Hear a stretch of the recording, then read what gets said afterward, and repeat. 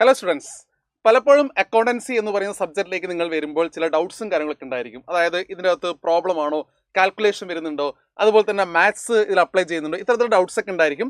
ആദ്യമായിട്ട് കൊമേഴ്സ് പഠിക്കുകയാണെങ്കിൽ അല്ലെങ്കിൽ കൊമേഴ്സിലേക്ക് വരുന്ന കുട്ടികളാണെങ്കിൽ, അതായത് +1 +2 പഠിക്കാതെ കൊമേഴ്സിന്റെ പ്രീമിയം കോഴ്സിലേക്ക് അല്ലെങ്കിൽ പ്രൊഫഷണൽ കോഴ്സിലേക്ക് വരുന്ന കുട്ടികളാണെങ്കിൽ അയ്യോ ഞങ്ങൾ സയൻസ് ആണ് പഠിച്ചത്, അപ്പോൾ അതുകൊണ്ട് ഞങ്ങൾക്ക് അക്കൗണ്ടൻസി പോലുള്ള വിഷയത്തിൽ അല്ലെ അക്കൗണ്ടൻസി പോലുള്ള സബ്ജക്റ്റ് ഞങ്ങൾക്ക് ഭയങ്കര ബുദ്ധിമുട്ടുണ്ടാകാൻ സാധ്യതയുണ്ടോ?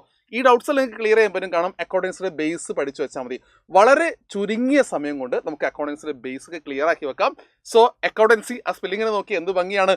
അക്കൗണ്ടൻസി എന്ന് പറയുന്ന ഒരു സിമ്പിൾ, അതായത് വളരെ സിമ്പിൾ ആയിട്ട് കൺസെപ്റ്റ് ഓറിയന്റഡ് ആയിട്ട് നമുക്ക് പഠിക്കാൻ പറ്റുന്ന ഒരു സബ്ജക്റ്റ് ആണ്. അതായത് മാത്സ് നമ്മൾ അപ്ലൈ ചെയ്യുന്നില്ല എന്നല്ല, മാത്സിന് ചെറിയ കാര്യങ്ങൾ മാത്രമേ അപ്ലൈ ചെയ്യുന്നുള്ളൂ. ആഡ് അല്ലെങ്കിൽ മൾട്ടിപ്ലിക്കേഷൻ, ഡിവിഷൻ ഇതൊക്കെ അപ്ലൈ ചെയ്യുന്നുള്ളൂ. അല്ലാതെ മാത്സിന്റെ തിയറംസ് ഒന്നും ഇവിടെ അപ്ലൈ ചെയ്യുന്നില്ല, ട്രിഗണോമെട്രി ഒന്നും അപ്ലൈ ചെയ്യുന്നില്ല, അല്ലെങ്കിൽ റിലേഷൻ ഫംഗ്ഷൻ ഒന്നും അപ്ലൈ ചെയ്യുന്നില്ല. ഇത്തരത്തിലുള്ള കാര്യങ്ങളൊന്നും നമ്മൾ അക്കൗണ്ടൻസിൽ അപ്ലൈ ചെയ്യുന്നില്ല. ഒരു സിമ്പിൾ ആയിട്ട് കൺസെപ്റ്റ് കിട്ടുകയാണെങ്കിൽ, അതായത് ബേസ് കിട്ടുകയാണെങ്കിൽ അക്കൗണ്ടൻസിന്റെ ഏത് സ്റ്റെപ്പ് നിങ്ങൾക്ക് ഈസി ആയിട്ട് ഫോളോ ചെയ്യാൻ സാധിക്കും. So we can move. Accountancy പറയുന്ന സബ്ജക്റ്റിനെ കുറിച്ചൊരു ബേസ് ആണ്, അതുകൊണ്ട് വളരെ ശ്രദ്ധിക്കുക. സോ നമുക്ക് നേരെ പോകേണ്ടത് ഇങ്ങനെയാണ്. ഒരു സിമ്പിൾ എക്സാമ്പിൾ അല്ലേ. നമ്മളൊരു സയൻസ് സ്റ്റുഡൻ്റ് ആണെങ്കിൽ, അല്ലെങ്കിൽ കൊമേഴ്സിനെ കുറിച്ച് നമുക്ക് ധാരണ ഇല്ലാത്ത, അല്ലെങ്കിൽ കൊമേഴ്സിന്റെ ഒരു ബേസും കിട്ടാത്ത കുട്ടികളാണെങ്കിൽ നമുക്ക് ചെറിയൊരു എക്സാമ്പിളൂടെ മെല്ലെ നമുക്ക് അക്കൗണ്ടൻസിൽ എത്താൻ പറ്റും. ഓക്കെ അല്ലേ? So we R starting. നിങ്ങൾ നോക്കിയേ, ഈ പിക്ചർ നോക്കിയേ മക്കളെ. ഈ പിക്ചർ നോക്കിയാൽ നല്ല ഭംഗിയുള്ള, നമ്മൾ +1 +2 പഠിക്കുന്ന സമയത്ത് നമ്മൾ എഡ്യൂക്കേഷനിലെ ടൈമിൽ ഏറ്റവും കൂടുതൽ നമ്മൾ യൂസ് ചെയ്യുന്ന ഒരു ഐറ്റമാണിത്. നമ്മുടെ ഒരു നോട്ട്ബുക്ക് ആണ് അല്ലേ, ഒരു അടിപൊളി നോട്ട്ബുക്ക് ആണ് അല്ലേ. ക്ലാസ്മേറ്റ് എന്ന് പറയുന്ന ഒരു നോട്ട്ബുക്കാണ്. നല്ല പിക്ചറൊക്കെ ഉള്ള, സീബ്രയുടെ പിക്ചറൊക്കെ ഉള്ള നല്ല നോട്ട്ബുക്കാണ്. സോ മൈ ക്വസ്റ്റ്യൻ, അതായത് നമുക്ക് ഒരൊറ്റ ചോദ്യം മാത്രമേ ഉള്ളൂ. നമ്മളെപ്പോഴും ആ നോട്ട്ബുക്ക് പർച്ചേസ് ചെയ്യുന്ന സമയത്ത് നമ്മൾ പറയുക എനിക്കൊരു ക്ലാസ്മേറ്റിൻ്റെ നോട്ട്ബുക്ക് വേണം എന്നായിരിക്കും പറയുക. ഓക്കെ, എനിക്കൊരു ക്ലാസ്മേറ്റ് നോട്ട്ബുക്ക്, അല്ലെങ്കിൽ എനിക്ക് ഈ കമ്പനി നോട്ട്ബുക്ക് വേണം, നമുക്ക് അല്ലെങ്കിൽ കാമിലിൻ്റെ നോട്ട്ബുക്ക് വേണം, അല്ലെങ്കിൽ ഡോംസിൻ്റെ നോട്ട്ബുക്ക്, നമ്മൾ അങ്ങനെയായിരിക്കും പറയാൻ പോകുന്നു. അപ്പോൾ ഇവിടെ ക്ലാസ്മേറ്റ് എന്ന് പറയുന്ന ആ നോട്ട്ബുക്ക് വേണം എന്നാണ് പറയില്ല. പിന്നെ സൈസാണ് നമ്മൾ പറയുക, പേജ് നമ്പറൊക്കെ ആയിരിക്കും പറയുക. അപ്പം അവിടെ ഒരു മക്കളോട് ചോദ്യം എന്ന് പറയുന്നത്, ഈ ഒരു ക്ലാസ്മേറ്റ് എന്ന് പറയുന്ന നോട്ട്ബുക്ക് നമ്മൾ കാണുമ്പോൾ ഇവിടെ നിങ്ങൾ എഴുതി വെച്ചിട്ടുണ്ടല്ലേ, ക്ലാസ്മേറ്റ് എന്ന് കാണാം, പിക്ചറിൽ കാണാം. അപ്പോൾ ക്ലാസ്മേറ്റ് എന്ന് പറയുന്ന ഒരു കമ്പനിയാണോ അല്ലേ? മക്കൾക്ക് ഡൗട്ട് വരാം, ഞാൻ ക്ലാസ്മേറ്റ് എന്ന് പറയുന്ന കമ്പനിയുടെ നോട്ടാണ് ഉപയോഗിക്കുന്നത്, ഒരു ഡൗട്ട് വന്നേക്കാം. സോ ഹിയർ ഏത് കമ്പനിയാണ് ക്ലാസ്മേറ്റ് എന്ന് പറയുന്ന പ്രൊഡക്റ്റ് ഉണ്ടാക്കുന്നത്? ഇവിടെ ഒരു കൺഫ്യൂഷൻ എന്താ അറിയോ, ക്ലാസ്മേറ്റ് എന്ന് പറയുന്നത് ഒരു കമ്പനിയുടെ പേരല്ല എന്നുള്ള അല്ലേ. ഈ ഒരു പ്രൊഡക്റ്റ് ഉണ്ടാക്കുന്നത് ഇവിടെ സാറ് മാസ്ക് ചെയ്ത് വെച്ചാണ്. ഈ പ്രൊഡക്റ്റ് ഉണ്ടാക്കുന്നത് മറ്റൊരു കമ്പനിയാണ്. അത് ITC എന്ന് പറയുന്ന ഒരു കമ്പനിയാണ് ക്ലാസ്മേറ്റ് എന്ന് പറയുന്ന പ്രൊഡക്റ്റ് ഇറക്കുന്നത്. അതായത് ക്ലാസ്മേറ്റ് എന്ന് പറയുന്നത് ഒരു സ്റ്റേഷനറി ഐറ്റം ആണ്. അങ്ങനെ ക്ലാസ്മേറ്റിന്റെ പേര് നമുക്ക് ഇറേസർ കാണാം, സ്കെയില് കാണാം അല്ലേ, മറ്റ് ഇൻസ്ട്രുമെന്റ് ബോക്സ് കാണാം, നോട്ട്ബുക്ക് കാണാം. അപ്പോൾ കംപ്ലീറ്റ് സ്റ്റേഷനറി ഒരു കമ്പനി പ്രൊഡക്റ്റ് ഒരു കമ്പനി ഇറക്കുന്ന സമയത്ത് അവർ ആ സ്റ്റേഷനറി ഐറ്റംസിന് മൊത്തം അവരൊരു പേര് കൊടുത്തു. That name is classmate, right? അപ്പോൾ കമ്പനിയുടെ പേരെന്താണ്? ITC എന്ന്. സോ കമ്പനിയുടെ പേര് ഇത് നമുക്ക് ഒരു ബ്രാൻഡ് ചെയ്ത് വെച്ചാണ് അല്ലേ, ഒരു ബ്രാൻഡ്. കാരണം നമ്മൾ പറയുന്നു അല്ലേ, നമ്മൾ ഡിസ്കസ് ചെയ്യുന്നു, എനിക്ക് ആ നോട്ട്ബുക്ക് വേണം അല്ലെങ്കിൽ ഇന്ന പ്രൊഡക്റ്റ് വേണം എന്ന് നമ്മൾ ഡിസ്കസ് ചെയ്യുന്നു. അപ്പോൾ ഒരു ബ്രാൻഡിനെ ക്രിയേറ്റ് ചെയ്യലാണ് ഇവിടെ നടക്കുന്നത്. അതുപോലെ തന്നെ ചില കമ്പനികൾ അതിൻ്റെ പേര് തന്നെ എല്ലാ പ്രൊഡക്റ്റ് എടുക്കാറുണ്ട്. നമുക്കറിയാം, ഇവിടെ ഒരു ITC എന്ന കമ്പനി ആണെങ്കിൽ മറ്റ് പ്രൊഡക്റ്റുകളും അവർ പ്രൊഡ്യൂസ് ചെയ്യുന്നുണ്ട്. നിങ്ങൾ ആലോചിച്ച് നോക്കി, നമ്മൾ ഡേ ടു ഡേ ലൈഫിൽ യൂസ് ചെയ്യുന്ന പല പ്രൊഡക്റ്റുകളും ഇവർ വീണ്ടും ഇറക്കുന്നുണ്ട്. സോ ആ ഒരു ലിസ്റ്റ് തന്നെ നമുക്ക് നോക്കാൻ പറ്റും. ITC ലിമിറ്റഡ് എന്ന് പറയുന്ന ഒരു കമ്പനിയാണ് ഈ പ്രൊഡക്റ്റുകൾ നമുക്ക് എന്ത് ചെയ്യുന്നത്, പ്രൊഡ്യൂസ് ചെയ്യുന്നത് അല്ലേ. അപ്പം അവർ ക്ലാസ്മേറ്റ് മാത്രമാണോ, നമുക്ക് സ്റ്റേഷനറി ഐറ്റം മാത്രമാണോ ഇവർ പ്രൊഡ്യൂസ് ചെയ്യുന്നത്? നമുക്ക് ചെക്ക് ചെയ്ത് നോക്കാതെ, നോക്കിക്കേ.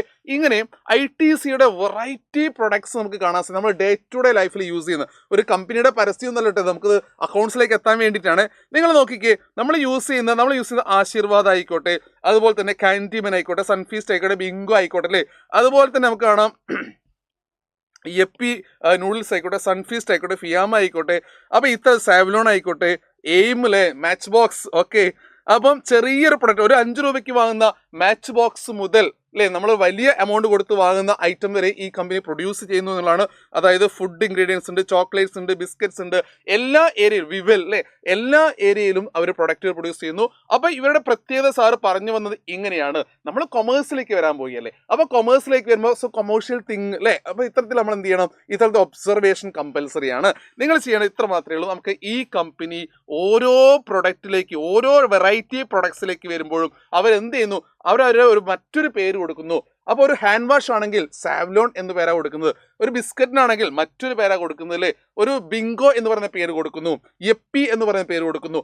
അപ്പോൾ ഒരു കമ്പനി അതിന്റെ പ്രൊഡക്റ്റ് പ്രൊഡ്യൂസ് ചെയ്യുന്ന സമയത്ത് ഇങ്ങനെ വെറൈറ്റി പേര് കൊടുത്തേക്കാം. അല്ലാതെയും ചെയ്യുന്നവരുണ്ട് അല്ലേ, ഒരേ പേര് തന്നെ ഒരേ നെയിമിൽ തന്നെ എല്ലാ പ്രൊഡക്റ്റുകളും സെയിൽ ചെയ്യുന്ന ആൾക്കാരുണ്ടല്ലോ. ഫോർ എക്സാമ്പിൾ ഗോദ്രേജ് കാണാം, ഗോദ്രേജ് എന്നുള്ള പേര് പരിചയമില്ലേ.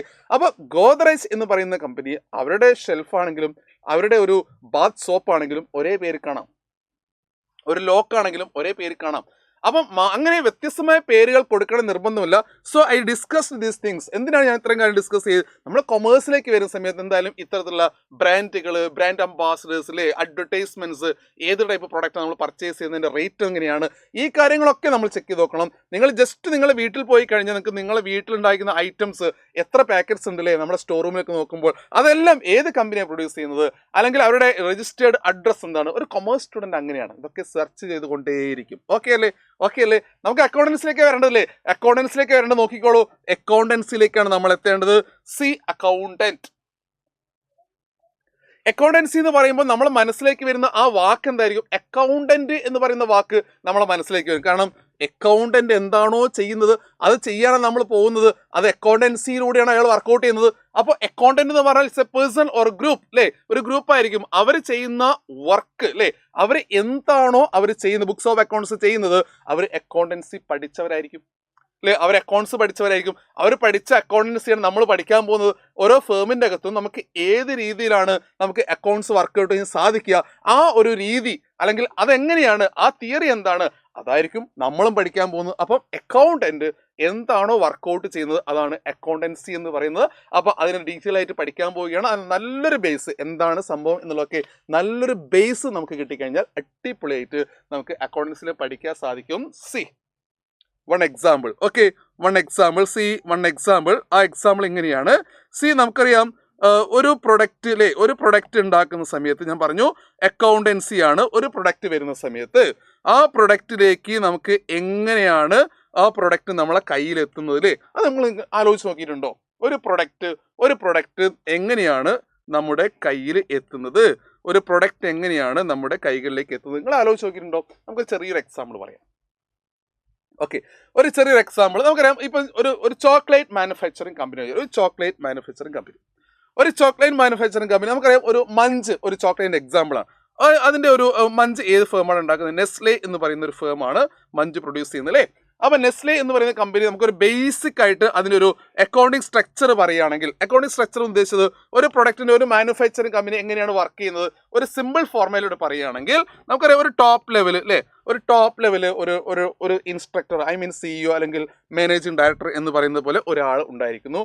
ദെൻ അണ്ടർ ഹിസ് അല്ലേ ഒരുപാട് പേര് അയാളുടെ ഇൻസ്ട്രക്ഷൻസ് കേട്ടിട്ട് വർക്ക് ചെയ്യാൻ വേണ്ടി ഒരുപാട് മാനേജേഴ്സ് നമുക്ക് കാണാം. ഒരുപാട് കാറ്റഗറീസ് അല്ലേ, ഒരുപാട് മാനേജേഴ്സിനെ നമുക്ക് കാണാം. ഓരോ മാനേജേഴ്സിന്റെയും അണ്ടറിൽ അവരുടെ നിർദ്ദേശങ്ങൾക്കനുസരിച്ചിട്ട് വർക്ക് ചെയ്യാൻ വേണ്ടി അല്ലെങ്കിൽ സഹായിക്കാൻ വേണ്ടി കുറേ എംപ്ലോയീസ് ആ ഫേമിന്റെ അകത്ത് വർക്ക് ചെയ്യുന്നുണ്ടായിരിക്കും അല്ലേ. ഇനി ഇവിടെ ഒരു ക്യാബിൻ ഞാൻ വെച്ചിട്ടുണ്ട്, ഞാൻ അതിലേക്ക് വരാം. അപ്പോൾ ഒരു കമ്പനിയിലെ ഒരു പ്രോസസ്സ് എന്ന് പറയുന്നത് ഒരു പ്രൊഡക്ഷൻ നടന്ന് അവർ റോ മെറ്റീരിയൽസ് ഒക്കെ പർച്ചേസ് ചെയ്യുന്നു. ആ റോ മെറ്റീരിയൽസ് പർച്ചേസ് ചെയ്തതിനു ശേഷം they are making the production. ഈ മാനേജേഴ്സിന്റെ ഇൻസ്ട്രക്ഷനോടുകൂടി ആ പ്രൊഡക്ഷൻ അവിടെ നടക്കുന്നു. ഒരു പ്രൊഡക്ഷൻ നടക്കണമെങ്കിൽ അവിടെ ഫിനാൻസ് ടീമിന്റെ സപ്പോർട്ട് വേണം, മാർക്കറ്റിംഗ് ടീമിന് സപ്പോർട്ട് വേണ്ടി വരും, അതുപോലെ തന്നെ അത് സെയിൽസ് ടീമിന് സപ്പോർട്ട് വേണ്ടി വരും, പ്രൊഡക്ഷൻ ഡിപ്പാർട്ട്മെന്റ് ഉണ്ടാവും. ഇവരൊക്കെ ഒരു കോസ്റ്റ് കൂടാൻ പാടില്ല, അതെങ്ങനെ മാർക്കറ്റ് ചെയ്യണമെന്ന് ആദ്യം തീരുമാനിച്ചിട്ടുണ്ടാവും. അപ്പോൾ പാക്കിംഗ് സ്റ്റൈൽ മാറ്റേണ്ടി വരും. ഇങ്ങനെയുള്ള ഇവരുടെ ഒരു കോർഡിനേഷനിലൂടെയാണ് ഒരു പ്രൊഡക്റ്റ് മാർക്കറ്റിലേക്ക് എത്തുന്നത് അല്ലേ. അപ്പോൾ അവരുടെ ഡിസിഷൻസ് വളരെ പ്രധാനപ്പെട്ടതാണ്. അങ്ങനെ അവരുടെയൊക്കെ ഡിസിഷൻസിലൂടെ നമ്മൾ എന്ത് ചെയ്യുന്നു, നമ്മൾ വിചാരിച്ച ചോക്ലേറ്റ് അല്ലേ പർച്ചേസ് മേനയുടെ സഹായത്തോടു കൂടി നമ്മൾ റോ മെറ്റീരിയൽ പർച്ചേസ് ചെയ്യുന്നു, അത് പ്രൊഡക്ഷൻ ഡിപ്പാർട്ട്മെന്റ് സഹായത്തോടെ പ്രൊഡ്യൂസ് ചെയ്യുന്നു. അങ്ങനെ അത് എങ്ങനെ മാർക്കറ്റ് ചെയ്യണം അത് ആരെ തലയിൽ വരും? മാർക്കറ്റിംഗ് ടീമിന് തലയിൽ അവർ ചെയ്തോളും ആ വർക്ക്. അങ്ങനെ അവർ നല്ല അഡ്വർടൈസ്മെന്റ് എല്ലാം കൊടുത്ത് നമ്മളെ മനസ്സിലേക്ക്, നിങ്ങൾക്ക് അറിയാലോ പുതിയ ചോക്ലേറ്റ്സുകൾ പുതിയ ഐസ്ക്രീംസ് ഒക്കെ നമ്മളെ മനസ്സിലേക്ക് എങ്ങനെയാണ് വരുന്നത്? വലിയ ഫിലിം സ്റ്റാർസിനൊക്കെ വെച്ചിട്ട് നല്ല ബ്രാൻഡ് ചെയ്യില്ല, ഒരുപാട് പുതിയ ഐസ്ക്രീംസിനൊക്കെ പരസ്യം നമ്മൾ കണ്ടിട്ടുണ്ട് അല്ലേ. അങ്ങനെ നമ്മൾ ആ പ്രൊഡക്റ്റ് പർച്ചേസ് ചെയ്യുന്നു അല്ലേ. നമ്മുടെ കയ്യിലേക്ക് നേരിട്ടാണോ എത്തുന്നത്? ആ കമ്പനി നേരിട്ടാണോ നമ്മൾ പർച്ചേസ് ചെയ്യുന്നത്? അല്ല. ഇവിടെ ഒരു പ്രൊഡക്റ്റ് പ്രൊഡ്യൂസ് ചെയ്ത് കഴിഞ്ഞാൽ it is moving to where, അത് ഒരു ഹോൾസെയിലറുടെ കയ്യിലേക്ക് എത്തും അല്ലേ. ഹോൾസെയിലർ എന്ന് പറഞ്ഞാൽ ആരാണ്?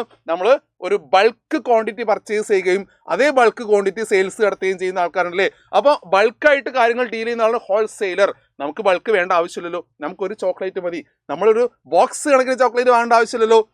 So we are purchasing from the retailer. ഇയാൾ എന്ത് ചെയ്യുന്നടാ? റീറ്റെയിലേഴ്സിന്റെ കയ്യിലേക്ക് ഈ പ്രൊഡക്റ്റ് എത്തിക്കും. ആ റീറ്റെയിൽ എന്ന് പറഞ്ഞാൽ നമ്മളെ ഷോപ്സ് ആണ് അല്ലേ, നമ്മളെ വീട്ടിനടുത്തുള്ള ഷോപ്പാണ്. അപ്പോൾ അയാളുടെ കയ്യിൽ നിന്നും അയാളുടെ ഷോപ്പിൽ നിന്നും നമ്മൾ ക്യാഷ് കൊടുത്തുകൊണ്ട് ആ പ്രൊഡക്റ്റിനെ പർച്ചേസ് ചെയ്യുന്നു. റൈറ്റ്? ക്ലിയർ ആയോ? പർച്ചേസ് ചെയ്യുന്നു. അങ്ങനെ പർച്ചേസ് ചെയ്യുമ്പോൾ നമ്മൾ ഒരു പൈസ അല്ലേ, 5 rupees ആണെങ്കിൽ ആ 5 rupees ചോക്ലേറ്റ് നമ്മൾ കൊടുക്കുന്നു. 10 ആണ്, നമ്മൾ 10 കൊടുക്കുന്നു. അങ്ങനെ അത് എവിടെ എത്തുന്നു? ആ കമ്മീഷനൊക്കെ കഴിഞ്ഞ് നമ്മളെ ഫേമിലേക്ക് എത്തുന്നു. ആ ഫേമിന്റെ മേജർ റവന്യൂ എന്തായിരിക്കും? ആ കിട്ടിയ പൈസ ആയിരിക്കും. ഓക്കെ അല്ലേ? റവന്യൂ ആ കിട്ടിയ പൈസ ആയിരിക്കും. റൈറ്റ്? ഓക്കെ, ക്ലിയർ അല്ലേ? അപ്പൊ ഇതിൻ്റെ അകത്ത് എന്താണ് അക്കൗണ്ടന്റ് അല്ലേ? സോ സാറിതാ ഇവിടെ ഈ ഒരു ബിസിനസിന്റെ അകത്ത്, ഏതെങ്കിലും ഒരു ഫേമിന്റെ അകത്ത് നമുക്ക് 2 രീതിയിലുള്ള ഇവന്റ്സുകളാണ് ഉണ്ടാകുക. ഈ ഫേമിന്റെ അകത്ത് 2 രീതിയിലുള്ള ഇവന്റ്സുകളാണ് ഉണ്ടാകുക. എസ്പെഷ്യലി ആ ഇവന്റ്സിന് നമുക്ക് പേര് കൊടുക്കാം. അത് ഇങ്ങനെയാണ്. ഒന്നാമത്തത് economic event and second one non economic event. പഠിച്ചു വെച്ചോ. എന്താണ് ഒരു ഫേമിന്റെ അകത്ത് 2 types of events we can see, that is economic and non-economic event. വളരെ സിമ്പിളാ. നമ്മൾ മെല്ലെ നിങ്ങൾ അറിയാതെ അക്കൗണ്ടൻസിലേക്ക് എത്തും കേട്ടോ. അപ്പൊ ഇക്കണോമിക് ഇവന്റ് അല്ലേ, ഇക്കണോമിക് ഇവന്റ് എന്ന് പറയുമ്പോൾ that is in connection with money. Okay, ഒരു ഫണ്ടുമായിട്ട്, ഒരു ഫിനാൻസുമായിട്ട് കണക്റ്റഡ് ആണ് ഒരു transaction. That is called economic event. ഞാൻ ഒരു സിമ്പിൾ എക്സാമ്പിൾ പറയാം. ഞാൻ ക്ലാസ്സിലേക്ക് വരുന്ന സമയത്ത് ഞാൻ 10 രൂപയ്ക്ക് ഒരു പെന്ന് വാങ്ങുന്നു അല്ലേ. ആ പെന്ന് ഞാൻ എന്ത് ചെയ്യുന്നു? ക്ലാസ്സിലെ ഒരു കുട്ടിക്ക് 12 രൂപയ്ക്ക് സെയിൽസ് നടത്തുന്നു, അങ്ങനെ കൊടുക്കുന്നു. എടാ 12 രൂപ തന്നേക്കും എന്ന് പറയുന്നു. Is an economic event. അതേ ക്ലാസ്സിൽ ഞാൻ കുട്ടികൾക്ക് അഡ്വൈസ് കൊടുക്കുന്നു. It is known economic event. അതേപോലെ തന്നെയാണ് ഒരു ഫേമിന്റെ അകത്ത് ഫണ്ടുമായിട്ട്, ഫിനാൻസുമായിട്ട് കണക്ഷൻ ഉണ്ടെങ്കിൽ ആ ഒരു ട്രാൻസാക്ഷൻ നമ്മൾ പറയുന്ന പേരാണ് ഇക്കണോമിക്. അതായത് ഫിനാൻസുമായിട്ട് കണക്ഷൻ ഉണ്ടായിരിക്കണം. ആൻഡ് നോൺ ഇക്കണോമിക് എന്ന് പറഞ്ഞാൽ finance not connection with finance ആണ് അല്ലേ, ഫണ്ടുമായിട്ട് കണക്ഷൻ ഉണ്ടാവരുത്. എക്സാമ്പിൾ പറയാം. സാലറി പെയ്ഡ് ഇക്കണോമിക് ആണ്, അതുപോലെ തന്നെ റെന്റ് പെയ്ഡ് ഇക്കണോമിക് ആണ്, സെയിൽസ് നടക്കുന്നു ഇക്കണോമിക് ആണ്, പർച്ചേസ്ഡ് ഗുഡ്സ് ഇക്കണോമിക് ആണ്, അതുപോലെ തന്നെ നമ്മൾ ഏതെങ്കിലും കമ്മീഷൻ ഇഷ്യൂ ചെയ്യുന്നു അത് ഇക്കണോമിക് ആണ്. അപ്പൊ ഇത്തരത്തിലുള്ള ഇക്കണോമിക് ഇവന്റ്സുകൾ ഉണ്ടെങ്കിൽ അത് നമുക്ക് കാണാൻ സാധിക്കും. അതുപോലെ തന്നെ ഫേമിനകത്ത് എന്തുണ്ടാവും? നോൺ ഇക്കണോമിക് ഇവന്റും ഉണ്ടായിരിക്കും. അപ്പൊ ഈ 2 ഇക്കണോമിക് ഇവന്റ് നടക്കുമ്പോൾ നമ്മുടെ ഈ ക്യാബിന്റെ അകത്ത് ഒരാൾ ഇരിക്കുന്നുണ്ട് കേട്ടോ. നമ്മുടെ ക്യാബിന്റെ അകത്ത് ഇവിടെ ഒരാൾ ഇരിക്കുന്നുണ്ട്. മനസ്സിലായോ? ആ വൈറ്റ് ക്യാബിന്റെ അകത്ത് മനസ്സിലായോ? ഈ വൈറ്റ് ക്യാബിന്റെ അകത്ത് ഒരാൾ ഇരിക്കുന്നുണ്ട്. Okay right. ഇയാളുടെ ജോലി എന്ന് പറയുന്നത് ഒരു ഫേമിന്റെ അകത്ത് നടക്കുന്ന മുഴുവൻ ഇക്കണോമിക് ഇവന്റുകളെയും ഐഡന്റിഫൈ ചെയ്യുക എന്നുള്ളതാണ്. അയാൾ അക്കൗണ്ടന്റ് ആണ്, അല്ലെങ്കിൽ ഒരു ടീം, ഒരു അക്കൗണ്ട്സിന്റെ ഭാഗമാണ്, ആ സിസ്റ്റത്തിന്റെ ഭാഗമാണ്, ഒരു ഫിനാൻസ് ടീമിന്റെ ഭാഗമാണ്. അപ്പൊ ഇയാളുടെ ജോലി എന്ന് പറയുന്നത് ഒരു ഫേമിന്റെ നടക്കുന്ന മുഴുവൻ ഇക്കണോമിക് ഇവന്റുകളെയും നമ്മൾ ഐഡന്റിഫൈ ചെയ്യുക എന്നുള്ളതാണ്. അപ്പൊ എങ്ങനെ ഐഡന്റിഫൈ ചെയ്യാൻ സാധിക്കും? It is very very important അല്ലേ. വലിയ ഫേമാണ്, കുറെ ബ്രാഞ്ചുകളുണ്ട്. ഏതെങ്കിലും ഒരു സിംഗിൾ ബ്രാഞ്ചിൽ പോലും അക്കൗണ്ടന്റ് ഇരിക്കുന്നത് ഹെഡ് ഓഫീസിലായിരിക്കാം. ഏതെങ്കിലും ഫാർ അവേ ഉള്ള സിംഗിൾ ബ്രാഞ്ചിൽ പോലും ഏതെങ്കിലും രീതിയിലുള്ള ഒരു ഇക്കണോമിക് ഇവന്റ് നടന്നു കഴിഞ്ഞാൽ, ഒരു 100 രൂപയുടെ പർച്ചേസ് നടന്നു കഴിഞ്ഞാൽ, ഒരു 1000 rupees സെയിൽസ് നടന്നു കഴിഞ്ഞാൽ, ഒരു 10,000 rupees സാലറി കൊടുത്തു കഴിഞ്ഞാൽ, how he can identify? So the first duty of an accountant അല്ലേ, അക്കൗണ്ടന്റ് ഏറ്റവും പ്രധാനപ്പെട്ട ദ പ്രൈം ഡ്യൂട്ടി എന്ന് പറയുന്നത് ഐഡന്റിഫൈ അല്ലേ, identify the economic event identify ചെയ്യണം. How he can identify? ആലോചിച്ച് നോക്കടാ. സാർ ഒരു സിമ്പിൾ എക്സാമ്പിൾ പറയാം. അതായത് നമ്മൾ ഒരു ഷർട്ട് വാങ്ങാൻ വേണ്ടി നിങ്ങളെ പാരന്റ് ഷർട്ട് വാങ്ങിയിട്ട് 1000 rupees തന്നു. ആ 1000 rupees കൊണ്ട് നിങ്ങൾ ടൗണിൽ പോകുന്നു, ടെക്സ്റ്റൈൽസ് നിങ്ങൾ ഷർട്ട് പർച്ചേസ് ചെയ്യുന്നു. ആ ഷർട്ട് വീട്ടിൽ കൊണ്ടുവന്ന് കാണിക്കുന്നു. ഇതാണ് ആ ഷർട്ട്, 1000 rupees ഷർട്ട് ഇതാണ്. അപ്പൊ നിങ്ങളെ പാരന്റിന് ഒരു സംശയം വന്നു, ഇത് 1000 rupees ഉണ്ടോ? ചെറിയൊരു ഡൗട്ട് വന്നു, 1000 rupees ഇത് ഉണ്ടോ? ഓക്കെ, അപ്പൊ ഹൗ യു ക്യാൻ കൺവിക്സ് അല്ലേ? നിങ്ങളെ പാരന്റ് എങ്ങനെ കൺവിക്സ് ചെയ്യാൻ സാധിക്കും? ഇത് എൻ്റെ തന്നെയാണ്, ഇത് 1000 rupees ആണ്, ഞാനതിൽ വെള്ളം ചേർത്തിട്ടില്ല എന്നൊക്കെ എങ്ങനെ പറയേണ്ടി വരും. പക്ഷേ it is better to show the bill അല്ലേ. നിങ്ങൾ എന്ത് ചെയ്യുക? ആ ഷോപ്പ് കീപ്പർ അല്ലേ, നിങ്ങൾ എവിടെ നിന്നാണോ പർച്ചേസ് ചെയ്തത് അയാൾ നിങ്ങൾക്കൊരു ബില്ല് ഇഷ്യൂ ചെയ്തിട്ടുണ്ടാവും. ആ ബില്ല് പാരന്റിന് കാണിച്ചു കൊടുക്കും. ഇതാണ് ആ ബില്ല്, ഇതാണ് തെളിവ് അല്ലേ. അപ്പൊ ഒരു ഫേമിന്റെ അകത്ത് അപ്പൊ അവിടെ പ്രശ്നം കഴിഞ്ഞു. ഒരു ഫേമിന്റെ അകത്ത് ഒരു ഫിനാൻഷ്യൽ ട്രാൻസാക്ഷൻ നടന്നു കഴിഞ്ഞാൽ ആ ഫിനാൻഷ്യൽ ട്രാൻസാക്ഷനെ ഐഡന്റിഫൈ ചെയ്യാൻ ഏറ്റവും എളുപ്പം, അല്ലെങ്കിൽ ഐഡന്റിഫൈ ചെയ്യുന്ന ഇങ്ങനെയാണ്: ഏത് ഇക്കണോമിക് ഇവന്റ് നടന്നു കഴിഞ്ഞാലും, ഏത് ഇക്കണോമിക് ഇവന്റ് ഫേമിന്റെ അകത്ത് നടന്നു കഴിഞ്ഞാലും അവിടെ ഒരു എവിഡൻസ് ഉണ്ടായിരിക്കും. ആ എവിഡൻസിനെ പറയുന്ന പേര് സോഴ്സ് ഡോക്യുമെന്റ് എന്നാണ്. ഒരു പേര് നിങ്ങൾ പഠിച്ചു വെച്ചു. That document is called source document. Clear അല്ലേ? That document is called source document. അപ്പൊ എന്തൊക്കെയാവാം സോഴ്സ് ഡോക്യുമെന്റ്? പഠിച്ചു വെച്ചോ. എക്സാമ്പിൾ അല്ലേ, എന്തൊക്കെയാവാം സോഴ്സ് ഡോക്യുമെന്റ്? അതൊരു ബില്ലാവാം അല്ലെ, അതൊരു റെസിപ്റ്റ് ആവാം, അതൊരു ഡെബിറ്റ് നോട്ട് ആവാം, അല്ലെങ്കിൽ അതൊരു ക്യാഷ് മെമ്മോ ആവാം, അതൊരു ഇൻവോയ്സ് ആവാം. ഇതൊക്കെ അതിന്റെ എക്സാമ്പിൾസ് ആണ്, നമ്മൾ ഡേ ടു ഡേ ലൈഫിൽ യൂസ് ചെയ്യുന്നതാണ്. അപ്പൊ ഈ ഡോക്യുമെന്റ് കിട്ടിക്കഴിഞ്ഞാൽ, ഈ ഒരു ഡോക്യുമെന്റ്സ് എല്ലാം നമുക്ക് കിട്ടിക്കഴിഞ്ഞാൽ അയാൾ ചെയ്യേണ്ട പ്രധാനപ്പെട്ട കാര്യം, അക്കൗണ്ട് എന്താ ചെയ്യുന്നത്? ഇത് കൃത്യമായിട്ട് ഐഡന്റിഫൈ ചെയ്യുന്നു അല്ലേ? അത് കൃത്യമായിട്ട് ഐഡന്റിഫൈ ചെയ്ത് വെക്കുന്നു. അങ്ങനെ ഐഡന്റിഫൈ ചെയ്ത് വെച്ച് കഴിഞ്ഞാൽ, അങ്ങനെ ഐഡന്റിഫൈ ചെയ്ത് അവിടെ വെക്കുകയല്ല ചെയ്യേണ്ടത്. അയാൾ നേരെ എന്ത് ചെയ്യണം? അതെല്ലാം കൃത്യമായിട്ട് എഴുതി വെക്കണം അല്ലേ? കൃത്യമായിട്ട് എഴുതി വെക്കണം, നോട്ട് ചെയ്ത് വെക്കണം. അതിന് പറയുന്നത് റെക്കോർഡിംഗ് എന്നാണ് അല്ലേ? റെക്കോർഡിംഗ് ആണ്. അങ്ങനെ റെക്കോർഡ് ചെയ്യുകയും അത് തരംതിരിച്ച് വെക്കുകയും ചെയ്യും. ക്യാഷ് എത്ര, പർച്ചേസ് എത്ര എന്നല്ലേ? അങ്ങനെ ഒരു സാമ്പത്തിക വർഷം കഴിയുമ്പോൾ ഈ പ്രോസസ്സിലെ, ഫോർ എക്സാമ്പിൾ ഏപ്രിൽ 1 മുതൽ മാർച്ച് 31 വരെയാണ് നമ്മുടെ ഫിനാൻഷ്യൽ ഇയർ വരുന്നില്ലേ? ഏപ്രിൽ 1, 2020 ആണെങ്കിൽ മാർച്ച് 31, 2021. ഈ ഒരു സാമ്പത്തിക വർഷം നടന്ന എല്ലാ ഇടപാടുകളെയും ഇയാൾ ഇങ്ങനെ എഴുതി വെക്കുകയും ക്ലാസിഫിക്കേഷൻ നടത്തുകയൊക്കെ ചെയ്യും. എഴുതി വെക്കുക പറഞ്ഞാൽ നടന്ന കാര്യങ്ങൾ എഴുതി വെക്കുന്ന ഓർഡറിൽ. അതുപോലെ തന്നെ ക്ലാസിഫിക്കേഷൻ എന്ന് പറഞ്ഞാൽ തരംതിരിച്ച് വെക്കുക. അതിനകത്ത് ക്യാഷ് ഉണ്ടാവും, പർച്ചേസിന്റെ ഇൻഫോർമേഷൻ ഉണ്ടാവും, സെയിൽസിന്റെ ഇൻഫോർമേഷൻ ഉണ്ടാവും, സാലറി ഇൻഫോർമേഷൻസ് ഉണ്ടാവും, അതുപോലെ തന്നെ നമുക്ക് റെന്റിന്റെ ഇൻഫോർമേഷൻസ് ഉണ്ടാവും, ക്യാപിറ്റലിനെ കുറിച്ച് പറയുന്നുണ്ടാവും. ഇവരെയൊക്കെ തരംതിരിച്ച് വെക്കുക. അതിനെ ക്ലാസിഫിക്കേഷൻ ഫംഗ്ഷൻ എന്നാണ് പറയുക. ഡീറ്റെയിൽ ആയിട്ട് നമുക്ക് അടുത്ത ക്ലാസ് പഠിക്കാനുണ്ട്, അതുകൊണ്ട് ഞാൻ സാർ ടച്ച് ചെയ്ത് പോവുകയാണ്. അതിലൊക്കെ അക്കൗണ്ട് എന്നാണ് പറയല്ലേ? ക്യാഷിനെ കുറിച്ച് അറിയാം ക്യാഷ് അക്കൗണ്ട്, പർച്ചേസിനെ കുറിച്ച് അറിയാം പർച്ചേസ് അക്കൗണ്ട് അല്ലേ? അങ്ങനെ കൃത്യമായിട്ട് അയാൾ എഴുതി വെക്കുന്നു അല്ലേ? നോട്ട് ചെയ്ത് വെക്കുക, ക്ലാസിഫിക്കേഷൻ നടത്തുക. ഈ പ്രോസസ് ഒക്കെ കഴിയുമ്പോൾ, ഇതിങ്ങനെ ചെയ്തു പോയി കഴിഞ്ഞാൽ ഒരു 12 മന്ത് കഴിയണം അല്ലെ? ഒരു 12 മന്ത് പീരീഡ്, അതായത് ഒരു വർഷം എന്ന് പറയുന്ന പീരീഡ് കഴിയുമ്പോൾ, മാർച്ച് 31 കഴിയുമ്പോൾ അയാളുടെ പ്രധാനപ്പെട്ട ജോലി എന്ന് പറയുന്നത്, it is compulsory to prepare, compulsory to identify the result of the firm and financial position. 2 പേര് മക്കൾ ഓർമ്മിച്ച് വെക്കുക: റിസൾട്ട് ആൻഡ് ഫിനാൻഷ്യൽ പൊസിഷൻ. എന്താ result? Whether the company, whether the firm is going to profit or loss. ഒരു അക്കൗണ്ടിന്റെ ഏറ്റവും പ്രധാനപ്പെട്ട ജോലി എന്താ? ഒരു ബിസിനസ്മാൻ ഏറ്റവും കൂടുതൽ അറിയാൻ ആഗ്രഹിക്കുന്നത് എന്താ? എൻ്റെ ഫേം അല്ലേ, ഈ ഫേം ലാഭത്തിലാണോ നഷ്ടത്തിലാണോ, അതുകൂടി പറഞ്ഞു കൊടുക്കലാണ് നമ്മുടെ അക്കൗണ്ടന്റിന്റെ ജോലി എന്ന് പറയുന്നത്. ഇത് വെറുതെ 31 തീയതി പറഞ്ഞു കൊടുക്കാൻ പറ്റില്ല. അതിന് എന്ത് വേണം? അതിന് മുമ്പേ ഉള്ള ഓരോ ദിവസവും ഓരോ ടൈമിലും ഫേമിൻ്റെ അകത്ത് നടക്കുന്ന എല്ലാ സാമ്പത്തിക ഇടപാടുകളെയും കൃത്യമായി ഐഡന്റിഫൈ ചെയ്യുകയും കൃത്യമായി ക്ലാസിഫിക്കേഷൻ നടത്തുകയും എല്ലാം ചെയ്തതിന് ശേഷം അതിന് ലാസ്റ്റ് സമ്മറൈസിങ് പ്രോസസ് ആണല്ലേ? സമ്മറൈസിങ് പ്രോസസ്സ് പറയുമ്പോൾ അതിന്റെ റിസൾട്ട് കണ്ടുപിടിക്കുകയാണ്. ആ സമ്മറൈസിങ് പ്രോസസ്സിലൂടെ ഫേമിന്റെ റിസൾട്ട് പറഞ്ഞു കൊടുക്കുകയും ഫേമിന്റെ ഫിനാൻഷ്യൽ പൊസിഷൻ എന്ന് പറഞ്ഞാൽ സാമ്പത്തിക സ്ഥിതി എന്താണ് എന്നുള്ളത്, അസറ്റും ലയബിലിറ്റി എത്രത്തോളം ഉണ്ടെന്ന് പറഞ്ഞു കൊടുക്കുകയും ചെയ്യുന്നതാണ് ഒരു അക്കൗണ്ടന്റിന്റെ ജോലി. അക്കൗണ്ട്സ് നമ്മൾ എത്തിയിട്ടില്ല, സോ ഞാൻ ജസ്റ്റ് പറഞ്ഞു എന്ന് മാത്രമേ ഉള്ളൂ. ആ അക്കൗണ്ടിന്റെ ജോലി എന്താണ്, എങ്ങനെയാണ് റെക്കോർഡ് ചെയ്യുക? വെറുതെ എഴുതി വെച്ചാൽ മതിയോ? ഇത്ര രൂപയ്ക്ക് പർച്ചേസ് ചെയ്തു 1000 rupees അല്ലെ? ഇത്ര രൂപയ്ക്ക് സെയിൽസ് നടത്തി, ഇങ്ങനെ എഴുതി വെക്കാൻ പറ്റുമോ? Accounting is A language of business അല്ലെ? അപ്പോൾ നമുക്കത് സിസ്റ്റമാറ്റിക് എഴുതണം. അതിന് നിയമങ്ങളുണ്ട്. ഡെബിറ്റ് ക്രെഡിറ്റ് എന്നൊക്കെ കേട്ടിട്ടുണ്ടാവും. കുറെ നിയമങ്ങളുണ്ട്, കുറെ റൂൾസുകളുണ്ട്. ആ റൂളുകളൊക്കെ പാലിച്ചുകൊണ്ട് കൃത്യമായി കോളംസ് എല്ലാം വരച്ച്, കുറെ കള്ളികളും കുറെ അക്കൗണ്ട്സ് എല്ലാം വരച്ച്, സ്റ്റേറ്റ്മെന്റുകളൊക്കെ വരച്ച് നമ്മൾ കൃത്യമായിട്ട് സിസ്റ്റമാറ്റിക് ആയിട്ട് ഒരാൾക്ക് കമ്മ്യൂണിക്കേറ്റ് ഒക്കെ ചെയ്യേണ്ടതാണല്ലേ? അത് എഴുതി വെക്കണം. നമുക്കറിയുന്ന പോലെയല്ല, അത് മറ്റുള്ളവർക്ക് മനസ്സിലാവണം കേട്ടോ. അപ്പൊ ആ രീതിയിൽ കൃത്യമായിട്ട് എഴുതി വെക്കലാണ് റെക്കോർഡിംഗ് എന്ന് പറയുന്നത്. അതിനൊരു സിസ്റ്റം ഉണ്ട്. ആ സിസ്റ്റം നമ്മൾ അക്കൗണ്ടൻസി പഠിക്കും. ഇനി ക്ലാസിഫിക്കേഷൻ എന്ന് പറയുമ്പോൾ ആ ക്ലാസിഫിക്കേഷനും ഒരു സിസ്റ്റം ഉണ്ട്, അതും നമ്മൾ അക്കൗണ്ടൻസി പഠിക്കും. ഇനി അത് സമ്മറൈസിങ് ചെയ്യുക, ഫിനാൻഷ്യൽ സ്റ്റേറ്റ്മെന്റ് ഒക്കെ വരയ്ക്കുകയാണ്, അതും നമ്മൾ ചെയ്ത് പഠിക്കണം. അപ്പോൾ അതൊക്കെ എങ്ങനെയാണ് ചെയ്യുക എന്നുള്ളതാണ് അക്കൗണ്ടൻസിയിൽ പഠിക്കാനുള്ളത്. അപ്പോൾ എങ്ങനെയാണ് അക്കൗണ്ടിങ് വർക്കൗട്ട് ചെയ്യേണ്ടത്, എങ്ങനെയാണ് അക്കൗണ്ടൻസിയിൽ റെക്കോർഡ് ചെയ്യുക, ജേർണലൈസിംഗ് എന്നാണ് പറയുക, റെക്കോർഡ് ചെയ്യുക, എങ്ങനെയാണ് നമ്മുടെ അക്കൗണ്ടൻസിക്കകത്ത് ക്ലാസിഫിക്കേഷൻ ഫംഗ്ഷൻ നടത്തുക, എങ്ങനെയാണ് ഒരു ഫേമിന്റെ റിസൾട്ട് കണ്ടുപിടിക്കുക, അതൊക്കെ അക്കൗണ്ടൻസിക്ക് അകത്തുള്ള കാര്യങ്ങളാണ്. ആ ബേസിക് തിങ്സ് ആണ് നമ്മൾ അക്കൗണ്ട്സ് പഠിക്കേണ്ടത്.